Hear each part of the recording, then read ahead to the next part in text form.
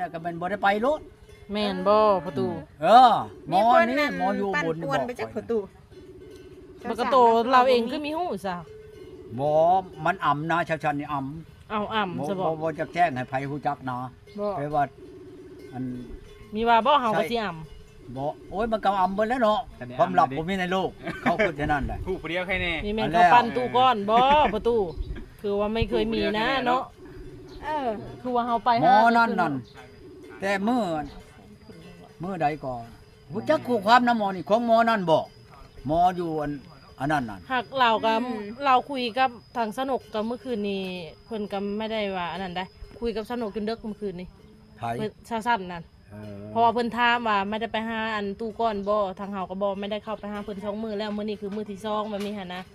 เพิ่นก็โทรหาจนดึกได้คันว่าเพิ่นได้ผู้บ่าวแท้คือสิว่าว่างคุยกับเฮาแท้เนาะ บ่ หรือว่าคุยกันตอน1 โมงบ่เวลาว่างบ่ ย่านเวลาว่างนะเขาต้องเว้ากันแม่นนะ นัดโมงนัดเวลากันหมดทุกมาหุ่มเขาเลย ถ้า เนาะ เจ้าบ่ เห็นบ่ ถ้าเจ้าจะพูดนั่นค่อยสิโทรหาหมอนี่อยู่อุบลนี่ให้มัน โทร เว้า ลงเบิ่งดูประตู ให้มันเว้าถูกพังก็ได้ อืม เนาะ เรื่องชาวชันนั่น โทรลงเบิ่ง เด้ ดู อค่อยสิโทรใช้เบิ่งเด้อครับเวลานี่มัน โทรแล้วประตู มันเบิ่ง แล้วเว้าหน่อยนึงก็เอาคันแม่นความจริง เนาะ เดี๋ยว สั่น ค่อย สิ โทร ได้ ให้ หูโตแล้วว่ามีผู้บ่าว หมู่เจ้าจะฮู้จักกันกับอันเรื่องชาวชันน่ะหมอนี่มันฮู้จักคู่อย่างโลดหมออยู่อุบลนี่หมอจะนะนี่ชื่อมันยะจะนะนี่นั่นแหละติดกันนี่ ชื่อห้องยากได้ชื่อก็ได้ ชื่อก็เว้าหยาลิเนาะยะ ยากเลย จังอ่ะติดตุ หมอนี่นั่นฮู้จักอะโหล ครับผม อาจเป็นไดผู้บ่าวชาวชันนั้นเว้ากันได้เนาะ ไว้กาถามสาวสันทีละล่ะว่าถ้าก็สิไปขอก่อนปรึกษาแล้วถามสาวสันมันก็คงตัว แน่ ว่ามีเบอร์ เขา แล้วก็ถาม เขาบ่ได้เชื่อเจ้าใดเขาบ่ได้เชื่อเจ้าใดอย่างนี้เจ้าเว้านั่น ใช่บ่ เขาบ่เชื่อเจ้าเขาว่าอันว่าหมอนั่นสิมาขอชักฮะ แต่ว่าสาวสันรับปิดความลับ แน่กินความลับ เดี๋ยวต้องข่อยเนาะบัดนี้สาวสันก็ปิดความลับข่อยก็เลยว่าใครก็บ่ทันอันนี้ตะกี้ก็บ่เห็นบอกว่าใครเจ้ามันตายหรือว่าเจ้าให้ไม่ย้ายเบิดน่ะนะ เอาให้ไม่ย้ายเบิดก็บ่เป็นหยังเนาะก็เงินอยู่เงินเจ้าอยู่นำข่อยเดือนนี่300ถ้าเจ้าได้เมียมาจะบ่ทายเอาเมียมาเฮือนแล้วเด้อว่าซั่นว่าจะโอนด่วนเลยคันให้ผู้นั้นผู้นี้เอาไปให้นี่มันอาจสิเสียค่าให้เขาอีกเข้าใจบ่ เจ้า นี่ล่ะ นี่แหละเขาจังว่าเขาจังบ่เชื่อเจ้าอัน เจ้าได้เมียมาเจ้าก็ส่งหมายเลขบัญชีไว้ข่อยเขาก็บ่ปลื้มเลยเข้าใจ แม่น เออ และเขาบ่เชื่อว่าชาวชันนั้น เจ้าก็ได้ไปขอแล้วว่าแม่นบ่ เอาว่าเขาว่าชาวชันน่ะบ่มีผู้บ่าวอยู่อันนั้นน่ะมันมีข่อยว่าช่วงเจ้าเว้าให้ข่อยฟังอยู่ เฮ้ยเขาว่ากันเป็นมันเป็นหมอไปแห้งเจ้าสิเฮ็ดจังได๋ แน่ เออ อ่า จักแล้วล่ะหรือว่าเพิ่นสิหรือว่าแต่ก่อนเพิ่นก็ว่าผู้ใดดอกส่วนเพิ่นไปกินก้อยกุ้งก้อยหยังอยู่เพิ่นก็เว้าอยู่ แล้วแต่เพิ่นก็เลยว่าแล้วแต่สสันเลือกตอนตัวเพิ่นก็คิดว่าแต่ว่าหมอนี่เป็นคนไทยหาเงินเก่งเงินเดือนมันก็20,000เนาะก็อยู่นำกันก็ปล่อยเนาะแน่แน่ เรื่องมันบ่อยคนถ่ายรูปโชว์ไปให้เบิ่งนั่นนะสิเชื่อข่อยบ่เชื่อแล้วก็แล้วข่อยว่าแต่เพิ่นข่อยสิฮู้ได้จังได๋ว่าเป็นจังไดก็เป็นข่อยจะไปอยู่นำเจ้าข่อยก็ยังฮู้ว่าเจ้าเว้าจังซี่ แม่นวันนั้นอัน เป็นข่อยจะไปอยู่นำเจ้าเด้อเพิ่นว่าจังซั่น เห็นคอยอยู่เนาะ แน่นั่นแหละจังว่านั่น เป็นเบิ่งเลย ชุมชาวนุกแล้วบ่เชื่อว่าข่อยเว้ากับชาวชันมันบ่แม่นข่อยเว้า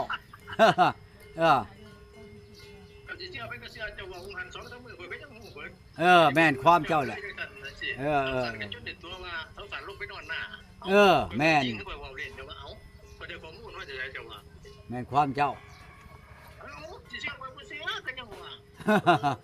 แม่นความเจ้าแล้วอันนี้น่ะเพราะเชื่อเจ้าอยู่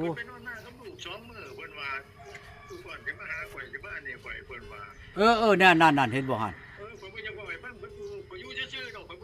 แม่นโอ้ยเจ้าว่าโอ้แม่นข่อยรู้จักคักแล้วบัดนี้นั่นข่อยว่า ที่ล่ะ เจ้าอยู่กับไผฉันอยู่คนเดียวอยู่ในเฮือนคอยสิไปหาเด้อเราก็ตบไปนอนอยู่นาพุ่นเดี๋ยวนี้นะ ก็นั่นที่ล่ะ แน่เจ้าฮู้จักอลีแม่นอลีแม่นคักบัดนี้คอยจักแล้วบัดนี้คอยเชื่อเจ้าแล้วบัดนี้นะ คอยว่าซ้ำนี้บอกคนว่าคอยว่าเป็นคนทำจริงๆคอยจะบอกให้ฟังเต่าแม่นมาล่ะ ซ้ำสาววันก่อนนั่นล่ะคอยจะไปหาแล้ว คอยว่า แล้วผมจะซื้อของผมไปจะเกลือ คอยเว้ากับชาวชันคอยว่าดิฉันเอ้ยคอยว่าคอยในใจคอยในเกิน100เลยนะมันเข้าช่อง100แหละเจ้ามาใกล้คอยบ่ได้ดอกว่าแพงสูงนี่คอยยอมเชียร์เปรียบให้เจ้าโลดออกมาก็ดีเราจนบ่มาใกล้คอยได้เราย่านเราย่านคอยข่มคืนเราคอยเอามาโลดคอยว่าคอยลืมแก่เขาช่วมเขาเฮือนคอยพุ่นเชียร์เท่าใดก็ตามมันว่ะคะแนนเจ้าเชียร์เปรียบให้คอยนี่ว่ะ ปานนั้นผู้บอกประตู เอาแล้วคอยเชียร์ให้เราเชียร์เปรียบได้มานี่เราจะบ่มาหารมาใกล้คอยได้ เพิ่นว่าแบบนั้นบ่คุณ เอาแล้วเราท่าใช่คอยจังซั่นจังซี่เห็นบ่ทุนั้นก็เรากรีดคอยจนได้ห้างกับผู้ชาวก็ย้อนเรานี่บัดนี้เรามาแล้วคอยเชียร์แล้วเชียร์เปรียบบัดนี้นั่นแหละก็แนวมันสิเงินคอยเชียร์ให้เราสิมีอยู่หรอกสิเอาเราแล้วบ่มึงเป็นได้คอยสิบังคับเราเบิ่งจักเทื่อนี่มึงหนีไปใน2-3 มื้อนี่คันบ่ฮู้ลองร้อยนี่ แม่น เลยเขาเอาเลย แน่คอยเชียร์ให้มันห่างกันกับผู้บ่าวมันนะเจ้าชันนี่ แม่น คอยเช็ดลองมึงคอยสิจีบมึงจนมันออกจากกันพุ่นมันมาใกล้คอยนี่สิเอาเบิ่งโลด แม่น เชียร์หลายปานใดกับผู้บ่าวมันอยู่อันนั้นโคราชบ่ ผู้ล่ะคอยก็ฮู้ว่าเราไปนอนหน้าเอาคอยก็ฮู้ว่าแต่ว่า อ๋อก็ฮู้แล้วเราอันหมอผู้บ่าวบ่บอกนั่นแน่ คอยก็ฮู้เพิ่นก็คำเนาะ ฮะเด้เห็นบ่ คอยก็ร้องประมาณ แม่นเนาะมีแม่นลมเองบ่ถามดู จะตายลูกตายน้ำ ปานนั้นผู้เจ้าบ่เชื่อเรา เจ้าก็ถามแล้วมีแม่นลมเองบ่วะ ฮะ มีแม่นเจ้าลมเองบ่วะ ฮะ วางเลย ว่าลมเองเพิ่นว่าบัดนี้ จักเวลาลมเองมาจากตู้บ่ เนาะคือว่าหูหมดเลย จอกเหล เดี๋ยว วลมเองขยันนี่แล้วไปโย เรา นใส่ผู้ เรา อื่น เลย นี่ บอกว่าเราล้ม เราลมเองก็ไปเสื้อให้ผู้หญิงก็มันก็มีคักแลแบบนี้กะ ขยันลมเองนะเบิ่ง เนาะว่าเรื่องลมเองเพิ่นวางซ้ายเฉประตูเนาะปุดโล ชาวชันบ่ได้ว่าบ่จักอันนี้ผู้นี้ห็นไหม เอาก็พูดเข้าไม่ได้อลีได้ ฮะ เข้าไม่ได้อลีได้ บ่ได้อันชาวชันได้นิดมอนี่นะ แต่ชาวสั้นนะยังมีฮู้จักว่าคนโคราชน่ะแม่นพี่เลือกันแท้มาปั้นเราแต่ว่าสั้นน่ะเพิ่นมีฮู้แต่ว่าเรื่องนี้น่ะอ้อนนอนนาหรือว่ามีนอนนานี่ก็มีฮู้เนาะหรือว่าเขาไม่เว้าเบิดบ่พอเมื่อวานนี่ก็ไปคุดจิรอเมื่อวานนี่ก็ เนาะเรื่องของเขา นั่นแหละ เฮาก็บ่ฮู้คือกันกับนอนนานี่ คือกันกับว่าคอยถามนี่ฉันเจ้านอนไฉนอนในเฮือนแมลงเด้อคอยสิไปหาหมอนี่ก็ยังฮู้จัก อืม นี่ย้อนได้ฉันคันชาวชันนี่บ่เราชูเราพังเราก็บ่ฮู้ดอกต้องชาวชันนี่เว้าชูพังบางเทื่อก็กับหมอนี่ก็บ่ฮู้ ยันเขาปั้นเจ้าแล้วประตูเอ้ย อย่าเขา เขาโมนเนาะยันเพิ่นผู้โทรหาเจ้าวันกี้นี่แหละปั้นนะ นั่นแหละจ้ะ ประชาสั้นเขาอยู่ซื่อๆอยู่คือว่าไม่ฮู้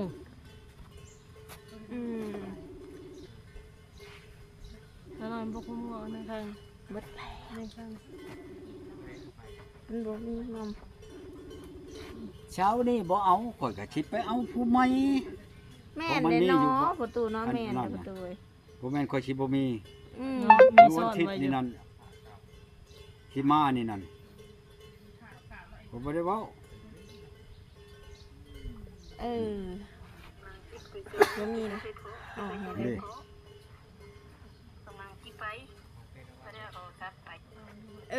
ผู้นี้ว่าสิไปหาเห็ดเพาะข่อยบอกให้ไปหาเห็ดเพาะมา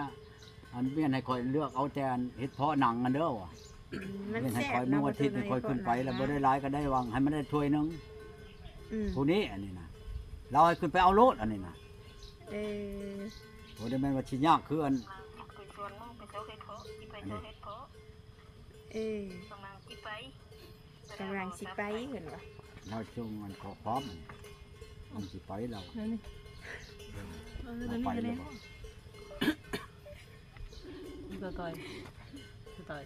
จะเบิ่งน้ำมีจะวิจะต่อยนี่จุกปุ่มงามแหละ เห็ดเพาะละบ้านเรานั้นหลายอีหลีโลน่ะ เนาะเป็นหาคายว่าประตู หาขายนั่นแหละได้มาเทื่อ9โล10โลผู้ใดเราไปหลายๆอีหลีได้จนว่าพี่ช่างอันแนวเขาอันอ่องขนาดแนวอันเขาอ่องใช้หลังคือ กระหยังกระยิงเฮานะ เออ จนครึ่ง ปอด ครึ่งอันนั้นน่ะ ปวดแต่อยู่ไปหามได้ตู้นะ เรามาเราถอกใช้อันเราเอาแพร่อันอย่างนั้นปามันเราถอกเบิ่งเอาเราอันนี้ อืม แล้วเราไปเลยมื้อนี้น่ะค่อยว่าไปหาเด้อดูได้อันเฮ็ดเพาะอันหนังน่ะตุ่มเงินให้ค่อยได้เด้อว่าเขาตู้เย็นเนี่ยเราไปแล้วเดี๋ยวนี้น่ะ เออ ยังออกไปเราอะเราบ่ได้ถือโทรศัพท์เราอะ เนาะ เราบอกข่อยบ่ได้ถือโทรศัพท์เราฟังเด้อนี่ ไปสวนมึงไปเซาเฮ็ดเพาะที่ไปเซาเฮ็ดเพาะ เออไปสวนเฮ็ด มัน เพาะ ที่ไป ผมดังสิไป ถ้าบ้านเลยประตู อันพี่ช่างหินบูพักหินบูนไป อืม บ้านนั่นทงนามี ไปหาเห็ดเพาะ ทงนามีบนเรา ผู้สาวหาเห็ดเพาะ เนาะ ตัวนี้ ลูกมันได้ประตูเอ้ยเอามาเฮ็ดเมียได้อยู่ประตูเอ้ย เราผัดเว้าแนวนี้จักเอาบ่เอาดอกหักเราสิมาเบิ่งก่อนเรา เราจะมาเองบ่ แล้วบ่ให้ข่อยไปเอา อืม เมื่อวันเสาร์เมื่อวันอาทิตย์นี่เราให้ขึ้นไปเอาแล้วกลับมาโลดดอก อืม เราเว้าจังซี่เราว่าค่อยก็ลูกไผก็มีลูกชายก็มีเฮือนหักไปพุ่นแน่มาพี่แน่ได้เราอ่ะคันว่าสิไปอยู่พุ่นเลยค่อยบ่ไปเราอ่ะคันว่าทั้งนี้มันเกิดเดือดร้อนนั่นนี่เดี๋ยวพากันมาพี่นะ อืม แล้วก็ทั้งนี้ทั้งนั้นมันพออยู่ก็สิอยู่ทั้งอยู่นั่นอยู่เจ้าพุ่นแล้วมันเราว่าสินะ โดย เป็นหลายก็อยู่น้ำเจ้าพุ่นแล้วครับแต่ว่าหามันอันนั้นนี่ก็สิมาจอบเขานี่แหละเราอะ อืม ว่าสินะเราว่านะ โดยเลย เราให้ขึ้นไปเอาโลดเรื่องอันฮีดคลองนี่บ่ทันได้เว้าคือกันกับบ้านบานามนี่ก็ลูกช้องอันนี้บ่ว่าถึงขะดอง เนาะ ให้ขึ้นไปเอาโลด เออ หากจะคนหน่อยๆ ก็บ่จะคักบ่ได้เนาะเอาโลดนี่ เนาะ ก็มีเอ้ยน้องเราก็มีเขาว่าครับเรานั่นผัวอันเอาผัวแต่ก่อนนั่นกินนั่นยาเสพติดนี่แหละ เออ ตีกันน่ะปัวไปแล้วไปบ่อนใด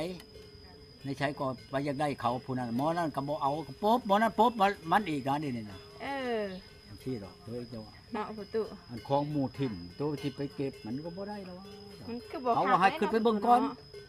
คนจะบ่ได้ขี้ร้ายได้เขาว่า เออผู้เจ้าผู้งามติประตู ยันงามบัดบ่พังความหมู่หนาบ่พังความลูกความผัวเอาแต่มันสิ เนาะ ไปนั่น อย่า นะ แม่นจักเนาะเพิ่นงามเด้เนาะ ยังอยากไปใช้กับไปมันก็บ่ได้คือเก่าแล้วเอามาเฮ็ดไปจัง เนาะ บ่ได้แต่งบ่ได้แปลงก็บ่เอาได้เข้าก็ดี อืม เห็นว่าเอานี่ก็อยากได้คุณชมบัตรจบเจือแม่นบ่เมียนี่ อืม คือกันก็เอามากินนี่เท่าไรก็แต่งแม่นบ่ แม่น ได้ แล้วประตู มันบ้าแล้วก็ เป็นจังซั่นแหล้วอย่ามันให้มันไปซะไปมันบ่มักเฮาเนี่ยนี่มันอยากไปเป็นนั่นกะหรี่เป็นแม่จ้างให้เขาจ้างเฮ็ดนั่นมันอยากไปนั่นนั้นเฮาบัดบ่มีเงินจ้างเมียแต่ละเทื่อเนาะ เมียตัวเอง ผมแต่งแล้วแหละ เนาะประ คุณ ตู ทั้งหลายมันก็แต่งแล้วแหละก็แล้วไปแล้ววะอันนี้มันบัดจะได้เงินคู่มือน่ะ เออ ว่าเนี่ยอย่ามันให้มันไปเฮ็ดทำลายช่องเมียเลยได้เป็นอันนี้นะช่องคนแหละผู้หนึงกับบ้านฉับนี่แต่แนวเดียวกับผู้นี้กับบ้านนั้นอันนี้แหละ อืม เอามือวางชื้นนี่แหละ เนาะ นี่อยู่เชตม่วงอยากไปมือใดก็ไปพ่อดูแลนี่ยากยัง เออ อยู่ในห้านอยู่ในเชตม่วง เออ ประตูคือมีลองไปใช่ประตู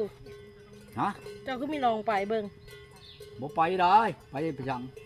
แต่โทษใช่มันกับมันฮอดมันบ่หัก อืม โทษใช่ร้องเบิ่งว่าอยู่ในใส อืม โทษตำบิดน่ะมันว่าคอยมาเฮ็ดงานเป็นเอ้ยเลี้ยงอยู่อันนี้อยู่เชตม่วงมันเลี้ยงลูกบุญๆโทษชาแม่น่ะก็ไปเฮ็ดงานอยู่เวียงผู้ใดแม่เว้านะ อืม ย่านเฮาไปพ่อเด้บัดนี้ มันก็เชื่องเลยบ่แม่มัน อืม ไปพ่อลูกเป็นอันกะหรี่แม่นบ่เอาปะกันเข้ามาไปเป็นกะหรี่ มันก็แห้งเขียเปรียบแล้วเฮาออกประกาศให้คนเบิ่งจับบ่พอเอาอันกล้องนี่ไปถ่ายให้คนเบิ่งมันแห้งเขียเปรียบเลยบ่ อืม อย่ามันเป็นหยังก็อย่ามัน อืม บ่เป็นลูกเฮาหลานเฮา อืม มันจะคิดไว้ก็ตามเขียเปรียบกับเขาเสีย แม่นแล้ว ผู้เขาเห็นเขาพ่อน่ะเขาประโทรมาบอกก่อน แม่นแล้วประตู นี่เจ้าเป็นจังซั่นชั้น อืม ตามมันแล้วมันมัก เนาะ ไผมักนั่นแหละก็หาเอาแน่นอนแล้ว แม่นประตูแม่น ที่หาให้เมียได้ เห็นบ่มานี่บุญแล้วบ่มันเมื่อนี่มันต่อยไปทางอื่นซะนี่เฮาเป็นโทษบ่เห็นมัน เนาะ พ่อแม่มันว่าเฮาขาเฮาตี เออ ย้อนได้ฉัน แม่ บุญแล้วบ่มันเมื่อฮอดบ้านฮอดเรือนมัน อืม เสียจำยามันดีกว่าเสียหลาย ใช้รถ เนาะ มันให้เชียร์มันบ่เห็นมันน่ะมันให้เชียร์เข้าหัวมันแห้งหลายกว่าหัน ยิงนักเนาะ หัวแห้งนักแหละ เออ อันนี้บุญแล้วบ่มันเมื่อมันบ่ได้เชียร์หยังเชียร์แต่เสียหายแต่ของเอาเด็กๆน้อยๆก็ยาวมันซะ แล้วนั่นน่ะ อืม กิจวัตรทำบุญเนาะประตูเนาะอืม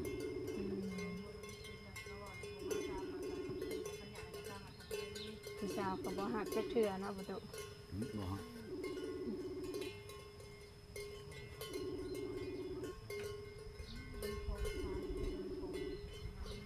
สั่นจนบ่กล้ามาหาประตูเนาะเห็นย่านประตูเว้ยประตูก็บ่ไปหาเพิ่นให้มันแล้วโลดประตู โอ้ยไปหาก็บ่ไปได้หา บ่จัก ที่ ห ทำ มู่เต็มใจเนาะ อืม ถ้าหมู่เต็มใจเฮาก็กล้าไปแน่เนาะประตูเนาะ เอาแล้ว อืม อันนี้หมู่มีเต็มใจเฮาไปชุม4ชุม6มันก็มีค่า ไป แล้ ว่าว หูจักว่าจักแล้วเฮาสิหลับไปว่าหันอันนั่นอยู่หันอยู่นี่เนาะรีชอดอยู่ใช้กระถามเขาแล้วก็ไปม้อยไปจอบเบิ่งนั่นสิเห็น